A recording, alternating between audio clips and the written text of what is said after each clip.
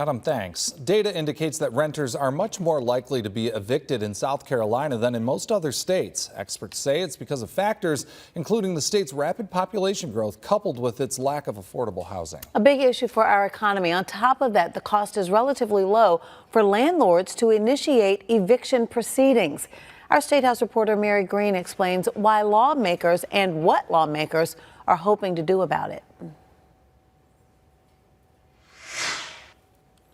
In criminal proceedings, defendants have the right to legal representation, but that's not the case in civil proceedings like evictions. And in fact, an ACLU study found in the vast majority of eviction proceedings in South Carolina, tenants are on their own in court.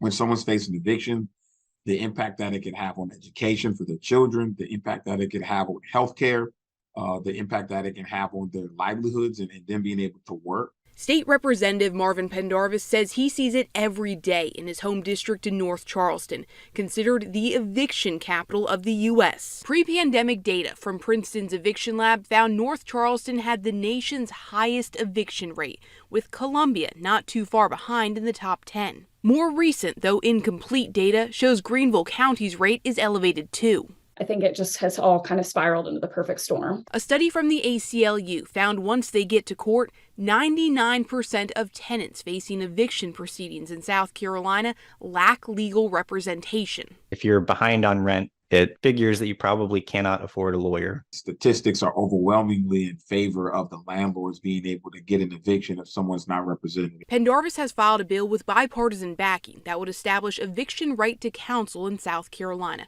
providing people facing evictions with an attorney to guide them through those proceedings. He says it's similar to a housing court pilot started in Charleston County a few years ago, which the state Supreme Court authorized earlier this year to expand statewide. It's really made a real dent in the evictions that we have. The ACLU study found that for every $1 the state puts into implementing eviction right to counsel, it would save $3. That figure comes from a lot of different costs that get factored in.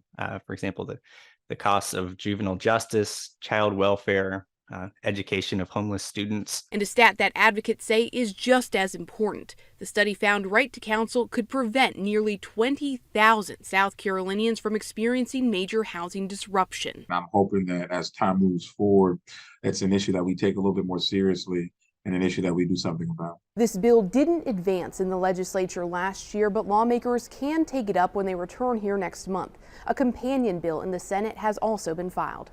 Reporting from the State House, I'm Mary Green. While establishing right to counsel could help more people avoid eviction, Appleseed Legal Justice Center says there's really no way for South Carolinians to get that eviction filing removed from their record.